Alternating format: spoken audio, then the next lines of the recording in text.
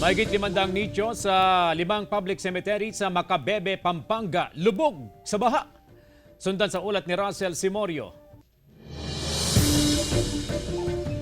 Mahigit isang linggo bago ang undas, problemado ang ilang nangangasiwas sa mga sementeryo sa Pampanga tulad sa bayan ng Macabebe kung saan nalubog sa baha ang ilang nicho. Halos hindi na makita ang mga nichong ito sa loob ng moseleo sa taas ng level ng tubig. Wala na sir, di mo na makikita sa baha.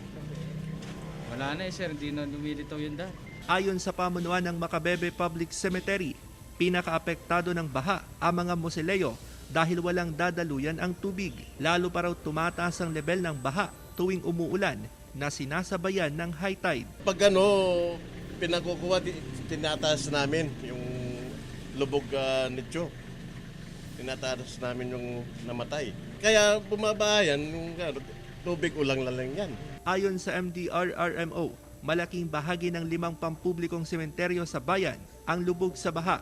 Bukod pa ito sa nararanasang pagbaha sa 10 barangay, pahirapan ang pagdaan ng mga sasakyan. Hopefully, in the near future, pag kaya ng funding natin, we can upgrade yung mga sementeryo. Pero mahirap din kasi kapag tinaasan mo, babaon na yung mga dating diba? So, Mataas din ang level ng baha sa mga sementeryo sa kalapit bayan ng Masantol.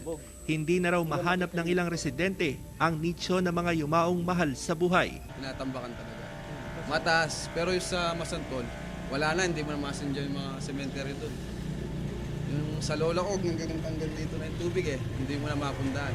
Tapos yung mga cemetery po namin kasi medyo marami po yung na-elevate na mga access roads kaya napag-iwanan po sila kasi mga private properties po yun Mula sa Pampanga, kasama si Ron Alistair Tañedo, Russell Simorio, 1 North Central Luzon.